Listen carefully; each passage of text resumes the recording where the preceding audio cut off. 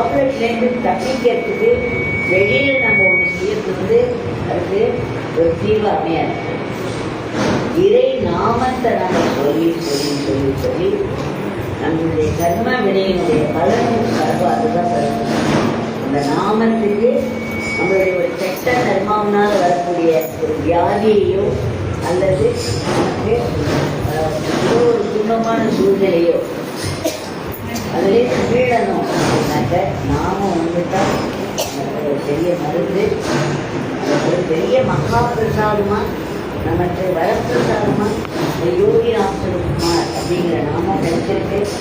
அந்த நாமம் ஒன்றுதான் நம்மளோட வாழ்க்கையோட அத்தனை பிரச்சனைகளுக்கும் மருந்து, வேற வழியே கிடையாது. அந்த நாமம் சொல்றதை விட ஈஸியா ஏதாவது உங்களுக்கு ஆன்மீக பயிற்சி இருக்கா? மெடிடேஷன் பண்ணணும்னா நீங்கள் கரெக்டாக ஒரு இடத்துல இருக்கணும். அந்த இடத்துல அந்த குறிப்பிட்ட நேரத்தில் உட்காந்துருக்கணும். அந்த குறிப்பிட்ட பயிற்சியை உள்ளுக்குள்ள ரொம்ப திரும்ப திரும்ப பண்ணணும். அலைப்பாயிர மனசை நம்ம கட்டுப்படுத்துறதுக்கு எத்தனை நாட்கள் ஆகுமா, எத்தனை நேரம் ஆகுமா தெரியாது. அதனால ஒரு இடத்துல உட்கார்ந்து தியானம் பண்ணுறதுங்கிறது ரொம்ப கஷ்டம். அதே மாதிரி ஆத்ம விசாரம், நான் யார் அப்படின்னு கேட்கறது. நம்ம நான் யார் கேட்டுட்டே ஆழம் நம்ம மனசு நான் யார், நான் நான் அப்படின்னு சொல்லிட்டு அதுவும் நம்மளால முடியாது. அதே மாதிரி நான் ஆத்மா, நான் இந்த உடல் இல்லை அப்படிங்கிறத நம்ம ப்ராக்டிஸ் பண்ணுறது நல்லோம். அடுத்த நிமிஷம் உடம்புல எங்கேயாவது வலி போகும், நம்ம மைண்ட் அதுலேயே போகும். இதுக்கு ஏதாவது ஒரு மருந்து கிடைக்காது, அந்த வலி நம்மளை விட்டு போகாது, அப்படிதான் நினைச்சோம். அதனால நம்ம உடம்புங்கிற நினைப்பு உடம்பும் கஷ்டம், நம்ம ஆத்மா அப்படின்னு நினைச்சு ப்ராக்டிஸ் பண்ணுறதும் கஷ்டம், மெடிடேஷன் பண்ணுறது கஷ்டம். ஆனால் நாமத்தை எங்கே வேணால் சொல்லலாம், எப்போ வேணால் சொல்லலாம், எந்த நியமமும் கிடையாது. ஷாப்பிங் சென்டரில் உட்கார்ந்து வேடிக்கை பார்த்து நாம இல்லையா, ஒரு மார்க்கெட்டில் போய் தனியாக வாங்கிட்டே நாம சொல்லலாம். அது எத்தனை ரூபா அப்படின்னு யோகிக்கிறாங்க. நீ இப்போ ஜாஸ்தி சொல்லியே யோகிக்கிறாங்க இல்லையா. அவங்க விட பேரம் வைத்துனே நம்ம நாம சொல்லலாம். அந்த நாம சொல்ற நாம அந்த காய்கறி காரிலே அதில் ஒரு புண்ணியம். அதனால நாமத்துக்கு எந்த நியமமும் கிடையாது. எப்போ வேணாலும் சொல்லலாம், எங்கே வேணாலும் சொல்லலாம், எவ்வளோ வேணாலும் சொல்லலாம். அந்த நாமத்தை விட ஒரு சிறந்த மருந்து for all needs of the body, for all needs of the mind. உடம்பினுடைய துறைகளுக்கும் சரி, மனசுடைய துறைகளுக்கும் சரி, ஒரே ஒரு தீர்வு தான் அது. அந்த தீர்வு இறை நாமம். அதை அந்த சமயத்தில் நாமம் சொல்லச்சே நம்ம நினச்சிக்கணும், நான் நாம சொல்கிறேன், அதனால் சாமியை விழட்டேன். அது ஒன்று சாமி திரும்ப திரும்ப ஆணித்தரமாக சொல்லிட்டே இருந்தேன். நாமம் சொல்லும் பொழுது நாமே உங்களை விழட்டேன். நம்ம யோகி ராமசுகுமார் நாம சொல்லும் பொழுது அவர் எழுத்தாப்புல உட்காந்து, நம்ம எழுத்தாப்புல உட்காந்து, நம்ம எழுத்தாப்புன்னு சொன்னேன், நம்ம உள்ளே உட்காந்துட்டேன், எனக்கு வெளியே உட்காந்துட்டேன். ஆனால் நம்ம கிட்ட அவரை வெளியே பார்த்து தான் பழகும். அதனால சாமி நம்ம முன்னாடி உட்கார்ந்து சாமி நம்ம சொல்ற நாமத்தை கேட்டுருக்கோம். எனக்கு அந்த மாதிரி ஒரு விஷயம் ஆரம்பிச்சு நான் சொல்ற நாம ஒன்று ஒரு காலில் ஒழிக்கிறதுன்னு அதாவது சுவாமி அதை ஊர்ஜிதம் பண்ணிடுறேன். அப்போதான் நிறைய சொல்ல ஆரம்பிச்சேன்.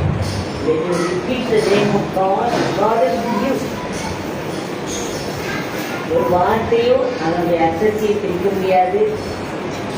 நாமங்கிறது ஒரு வார்த்தை, அதனுடைய அர்த்தம் என்னன்னாக்க அந்த நாமத்துக்குரிய தெய்வத்துடைய இருக்கு. அந்த க்ஷணமே அது தள்ளி ஒரு 5 நிமிஷம் கழிச்சு 10 நிமிஷம் கழிச்சு இல்லை 10 நாள் கழிச்சுலாம் கிடையாது. இப்போ நான் பேசும்போது உடனே குறிப்பிக்கிறீங்களா, இல்லை கொஞ்சம் நேரம் கழிச்சு குறிப்பிக்கிறீங்களா? உடனே தான் புரியுது. அப்போ வார்த்தையினுடைய அர்த்தம் உடனே தான் புரியுது. இப்போ வார்த்தையும் அர்த்தத்தையும் பிரிக்க முடியாதுன்னா நாமத்தையும் நாமையையும் பிரிக்க முடியாது. நாமத்தை சொல்லும் பொழுதுதான் என்ன ஆகுது, நாமே முடிச்சுக்கிறார். நமக்குள்ள அது வரையிலும் ரெண்டு சாட்சியா பார்த்துட்டு சாமி இந்த நாமத்தை கேட்ட உடனே நாமே அறிவு அவர் நம்மளை கவனிக்க ஆரம்பிக்கிறார். நம்ம சொல்ற நாமத்தை அவர் கேட்க ஆரம்பிக்கிறார். அப்போ நமக்குள்ள இருக்கிற மனசுக்குள்ள இருக்கிற என்னென்ன போராட்டங்கள் இருக்கு, என்னென்ன பிரச்சனைகள் இருக்கு, அத்தனையும் அவர் பார்த்துட்டு அதுல நமக்கு உடனடியா என்ன தேவை இருக்கோ அந்த தேவையை கண்டிப்பா இது உறுதி, ஒரு சத்தியம். நாமம் சொல்ற சாதாரணமா நாம சொன்னாங்கன்னா கூட அந்த நாமத்துக்கு அர்த்தம் எல்லாம் போகுமா? நான் சாதாரணமா சொல்றேன்னா நாமத்துக்கு அர்த்தம் எல்லாம் போகுமா? நிறைய ஒருத்தர் சாதாரணமா கழுதை அப்படின்னு சொல்லிட்டுருந்தாங்க. ஒண்ணுமே மீன் பண்ணவே இல்லை, என்ன கழுதை விளையாட்டுன்னு சொன்னேன்னா, ஆனா அவங்க கழுதைன்னா என்ன அர்த்தம் அவங்களுக்கு தெரியும். அப்படிலாம் அந்த மாதிரி நாமத்தை சாதாரணமா சொன்னாங்க, மனசு அலைஞ்சிட்டு போய் சொன்னாங்க. அந்த நாமத்தை சொன்ன நேரத்துல அந்த இடத்துல நாமே இல்லை, நாமே உட்கார்ந்துட்டேன். அந்த நாமத்தை விட்ட நேரத்துல நாமே என்ன ஆயிடுவார்? மறுபடியும் சாட்சியம். நமக்கு சாமி இல்லாத இடமே கிடையாது. நம்ம அத்தனை பேருக்குள்ளே சாமி இருக்காரு தானே. சாமி அத்தனை பேருக்குள்ளே இருக்காருன்னா ஒரு கொலகாரனுக்குள்ளேயே இருக்காரு தானே. யார் கொலை பண்ணப்பட போறானோ அவனுக்குள்ளேயே தானே இருக்காரு. கொலை பண்ண போறவனுக்குள்ளேயே சாமி இருக்காரு. யார் கொலைப்பட போறானோ அவனுக்குள்ளேயே சாமி இருக்காரு. ஆனால் வெப்புள்ள இருக்கிற சாமி அவனை காப்பாற்றுறது இல்லை, வெறுப்புள்ள இருக்கிற சாமி தப்புன்னு திருத்து. சாமி இல்லாத இடமே கிடையாது. அப்படி இருக்கும்போது ஒரு கொலைகாரன் அநியாயமா அக்கிரமமா இன்னொருத்தரை வெட்டி போடுறான்.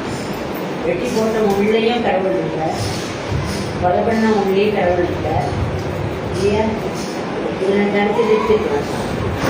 இல்லை அவனை சாக விடாம அதுவும் கிடையாது. ஏன்னா அவன் கொலைப்பட போகும்போது அவன் நாமும் சொல்லலாம், கேட்கல சாமி என்னை காப்பாத்துன்னு அவன் சொல்லணும். அதே மாதிரி உள்ள இருக்கிறவனுக்கு சாமியே ஒண்ணு இருக்கு, அதை கூப்பிட்டாக்க நம்ம காரியம் நடக்கும்போது தெரியாது. அந்த அளவுக்கு அசுரனா இருக்கு. ஆக நாமத்தை சொல்லி நாமத்தை சொல்லாமே சொல்லி கேட்கலாம். அது சாமிக்கு நல்லா கேட்கணும். நாமத்தை சொல்லும் பொழுது வெறும் சாட்சி மாத்திரமா இருக்கிற கடவுள் நாமே ஆயிடுவார். அந்த நாமே ஆன உடனே அவர் என்ன பண்றாருன்னா நம்ம வாழ்க்கையில பங்கெடுக்கிற, நமக்கு என்ன தேவையோ அதை பண்ற, தேவையில்லாதெல்லாம் அனுப்புற. அதனால தான் அவருக்கு குரு பிரம்மா. அந்த குரு கிட்ட போய் சேர்ந்தோன்னா நம்ம ஒரு புது பிறவி. அவர் நம்மளை புதுசாக படிக்கிறார். அதனால குரு பிரம்மா, குரு விஷ்ணு. ஏன்னா நம்ம கிட்ட இருக்கிற நல்லதெல்லாம் காப்பாற்றிருக்கிறார். குரு ருத்ரன், சிவன். எப்படி பண்ணுவாங்கன்னா நம்ம கிட்ட இருக்கிற வேட்டாரெல்லாம் அழிக்கிறார். அதனால தான் குரு பிரம்மா, குரு விஷ்ணு, குரு தேவ, குரு சாட்சாத் veritable God. பரபிரம்மன்னா the supreme being.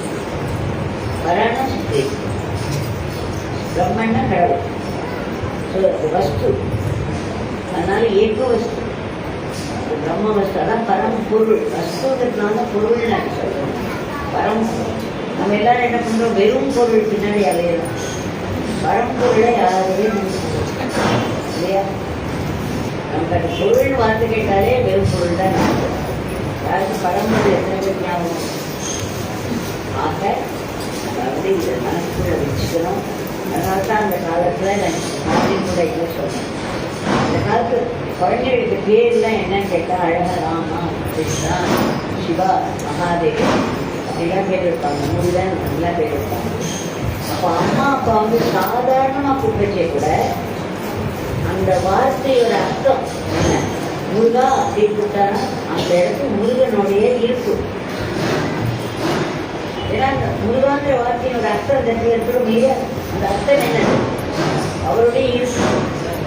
அதான் அஜாமிழன் கூப்பிடுறாங்க. பகவத்கீதை நாராயணா அப்படின்னு கூப்பிடுறாங்க. பையனா ஆனா அந்த இடத்துல நாராயணன் இருக்கார். ஏன்னா ஒரு வார்த்தை ரொம்ப நாள் வந்து எனக்கு அது புரியவே இல்லை. அது எப்படி அவங்க அஜாமிழன் நாராயணான்னு தன்னுடைய பிள்ளையை கூப்பிடுறான். உடனே வைகுண்டத்திலேருந்து ஆட்கள் வராங்கன்னு சொல்றாங்க. இது நம்பவே முடியல. நாராயணாங்கிறது நாபி கமலத்திலேருந்து வந்தது. நாராயணன் சாதாரண பிள்ளைய நாராயணான்னு சொல்லிட்டாங்க. அப்படின்னா இப்போதான் எனக்கு புரிஞ்சுது. சாமி ஒரு வார்த்தையும் அதனுடைய அர்த்தத்தையும் பிரிக்க முடியாது. அப்போ நாராயணாங்கிற வார்த்தையை நாங்கள் வார்த்தையும் வெளியில வந்துருச்சுன்னா அந்த வார்த்தைக்குரிய அர்த்தம் அந்த இடத்துல நான் மீன் பண்ணாமே உங்களை கழுதுன்னு சொல்லிடலாம். அப்போ நீங்கள் அது அவங்க மீன் பண்ணலை அப்படின்னு தான் போயிங்களா? இந்த கழுதுன்னு வந்துருச்சுன்னா அது எவ்வளோ நம்ம உடம்புல ரத்தம் பிடிக்கும். எப்போ நம்மளை பார்த்து சொல்லணும், சுடக்கிட ஒரு வார்த்தை சொல்லணும் அப்படின்னு பேசணுமோ நீ குறைங்கலையா அப்படின்னு கேட்டோம். ஏன் நீ தான் கழுது அப்படின்னு சொல்லுவாங்க. அப்போதான் நமக்கு ஒரு திருப்தி வரும். அது மாதிரி அந்த வார்த்தையை அதாமிட நாராயணான்னு சுத்த போது வைக்கூட்டத்தையே வரமாட்டேன். நாராயணன் நம்பதான் இப்போ நான் குழந்தைகளுக்கு என்ன பேருன்னு கேட்கவே இல்லை. இதெல்லாம் என்னென்னமோ சொல்றாங்க. அந்த அர்த்தங்கள் உங்களுக்கு கேட்டால் இது துர்காவுடைய நாமம் அப்படிங்கிறாங்க, சிவனுடைய நாமம் அப்படிங்கிறாங்க. ஆனால் அந்த நாமெல்லாம் தெரிவிக்கிறதே இல்லை. இந்த மாதிரி இருக்கு. அது என்னமோ இருக்கும். அது குட்டச்சே அவங்களுக்கு ஞாபகமும் இல்லை. அதுக்கு அர்த்தம் குழந்தைக்கு தெரியல. யார் எங்கள் அம்மா அப்பா தான் பேர் வச்சாங்க அப்படின்னு அர்த்தம். 2-3 நாள் அனுபவிச்சு வரேன். எங்கள் பேர் கேட்கணும். அதுக்கப்புறம் எனக்கு பேர் கேட்கவே பயம். பேர் பேருக்கே தெரியல. அர்த்தம் என்னன்னு தெரியல. ரொம்ப ஸ்டைலாக நம்ம என்ன பண்ணணும், ஒரு புது பேராக இருக்கணும், ஃபேன்சியாக இருக்கணும். அதில் ஒரு அது ரொம்ப ஒரு அழகாக நம்ம நினச்சிக்கலாம். அந்த மாதிரி வைக்கிறதுனால கடவுளுக்கே அந்த பேரெல்லாம் சொல்லி கொடுத்தா அவர் தங்க தான் கொடுக்குறாருன்னு தெரியுமான்னு தெரியல. கடவுளுக்கே அதோட மீனிங் தெரியுமான்னு எனக்கு அப்படி கொடுத்தா வந்து என்னென்னமோ நான் பேசினேன். நான் சாதிக்காது என்னென்னமோ பேசுறேன். அதனால அழகாக குழந்தைகளுக்கு ஒரு தெய்வத்தோட பேரணியோ அந்த பேரணிகள் சாதாரணமாக கொடுத்தாலும் அந்த இடத்துல அந்த பேருக்குரிய ஆசீர்வாதம் வரைக்கும் சாமி சொல்லுவார். எல்லாரும் என்கிட்ட வந்து இந்த பிச்சைக்காரங்கிட்ட பேர் வைங்கன்னு சொல்கிறாங்க. பேர் வச்சா ஒன்று அதை செதச்சி கொடுக்குறாங்க. இல்லைன்னா அது அதுக்கப்புறம் அவங்ககிட்டே பிடிச்ச பேரும் அது காணிச்சே வச்சுருக்காங்க. அப்போது இந்த பிச்சைக்காரன் வச்ச பேரோட ஆசீர்வாதம் போகுது. அந்த பேரை சாமி கொடுத்த பேரை வச்சு கொடுத்தாக்க ஒவ்வொருத்தரும் சுவாமியுடைய ஆசீர்வாதம் வரும். ஏன்னா சாமி வச்ச பேர் அந்த நினைவுல வச்சு வச்சுக்கும் பொழுதுதான் அவர்கிட்ட தான் ஆசீர்வாதம். அப்படி இல்லைன்னா எதிர்பார்க்க. அதனால குழந்தைகளுக்கெல்லாம் பேசிட்டீங்கன்னா ஏதாவது ஒரு தெய்வத்தோட பேர் தெய்வமே புரிஞ்சுக்கிற மாதிரி ஒரு பேர். இந்த தெய்வமா டிக்ஷனரி போயிட்டு பார்க்க எந்த நாமத்தை இருக்குன்னு தெரியாது. அதை பேசுவோம். அது ஒன்று. ரெண்டாவது